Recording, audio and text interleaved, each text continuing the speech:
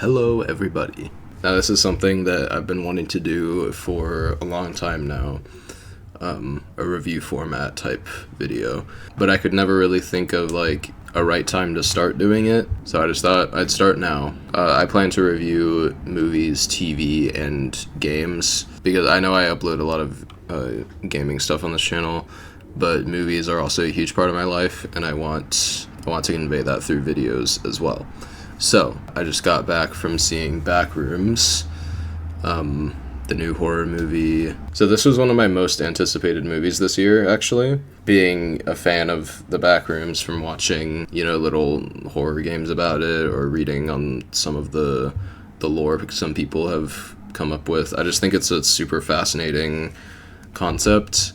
I understand that he did Backrooms shorts on his YouTube. I never watched them. I wanted to before I saw the movie, but I just never did it for whatever reason. So I went into this pretty blind, I guess you could say. I mean, I was a fan of the background, like I was a fan of the concept, but as far as the movie, I didn't really know what it was about story or plot-wise. I didn't necessarily have that high of expectations, but I just was excited to see it. And what I got was an intriguing premise, which was expected because it's the Backrooms, a pretty well put together mystery and narrative that just doesn't really stick the landing for me. So yeah, I think this movie sets up a lot of interesting ideas. Even like the writing itself and some of the character work, I do think was pretty well written and intriguing. But when it came to tying it all together in a bow at the end, it just wasn't a satisfying payoff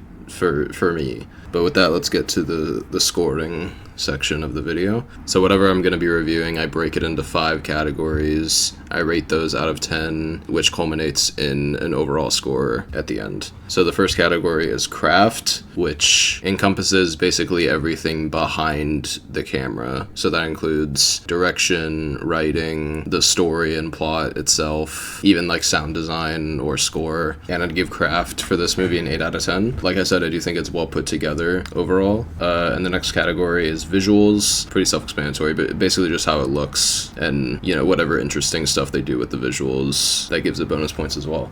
There are a lot of sections of this movie that feel like found footage, like they have the little like handheld camera effect on it, and that does it looks real, it looks good. And there were some sections that had quite a bit of color, like in contrast to like the Backrooms, how it's very like bland and yellow. There was like this street, this village that had a lot of like color on like the doors and windows and whatever. So I was like, oh, that's neat to have like a contrast of color palettes, right? So I gave visuals an 8 out of 10 as well. Pacing, this one's pretty self-explanatory, how well the movie is paced, which can also include editing choices.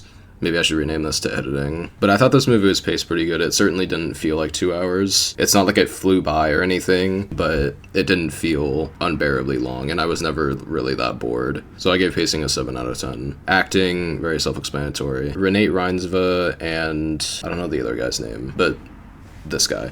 I thought they were very good. There are some moments where things get very heated and intense emotionally. I want to keep these reviews spoiler free as much as possible. If I find it necessary to go into spoilers, I will, but this one I'm going to try to keep spoiler free. But yeah, in those moments, give them ample opportunity to show off their acting talent. And Renate Reinsve in particular, I mean, that shouldn't be a surprise considering she was nominated for an Academy Award. But yeah, I thought the acting in this movie overall was pretty great, and I gave it a 9 out of 10. And the final category is ending. I'm a person who heavily values the ending of a movie. If the ending is bitter, then it ruins the whole I don't want to say ruins the whole experience, but it definitely brings it down a lot. This wasn't an extreme case like that, but the ending definitely brought it down quite a bit. I gave it a 6 out of 10. It doesn't completely fail at its effectiveness of being like unsettling. I just wish there was more to kind of wrap up the whole story, and I just didn't get that. So now the overall score I would give Backrooms, which isn't necessarily an aggregate of these scores,